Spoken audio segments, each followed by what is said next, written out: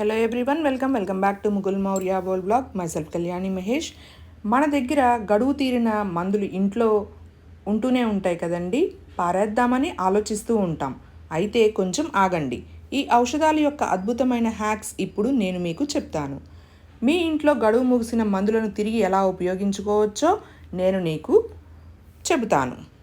మందులు గడువు ముగిసిన వెంటనే వాటిని విసిరివేయాలని మనందరం అనుకుంటాం.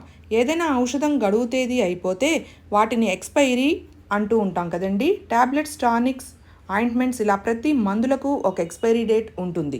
కాలం చెల్లిన మందులను తరచుగా వాడడం చాలా ప్రమాదకరమని కూడా మనకు తెలుసు. కానీ వాటిని ఇతర ప్రయోజనాల కోసం ఎలా ఉపయోగించాలనేది తెలుసుకుందాం.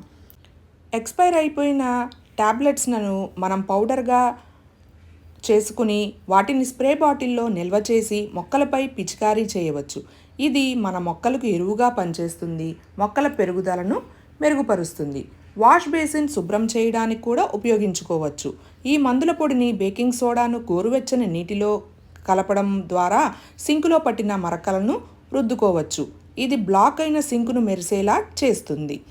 అట్లాగే డైరెక్ట్గా ఇలా ట్యాబ్లెట్స్ను కూడా మనం మొక్కలకి వేసేయచ్చు. తర్వాత నీరు పోసినట్లయితే అవి కరిగిపోతాయి, మొక్కలకు మంచి ఔషధంగా పనిచేస్తుంది.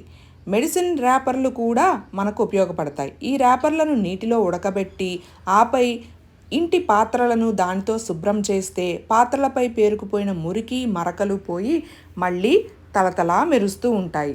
కొన్ని మందులను టాయిలెట్ క్లీనర్లుగా కూడా ఉపయోగించవచ్చు. టాయిలెట్ శుభ్రం చేయడానికి వాటిని నీటిలో కలపవచ్చు. కాబట్టి ఇప్పటి నుంచి ఇలా గడువు తీరిన లేదా అయిపోయిన ట్యాబ్లెట్లను ఈ కిచెన్ అలాగే ఇంటి హ్యాక్స్ కోసం ఈజీగా ఉపయోగించుకుందాం. ఈ టిప్ మీకు నచ్చినట్లయితే please like, share and subscribe. Bye. See you in the next video.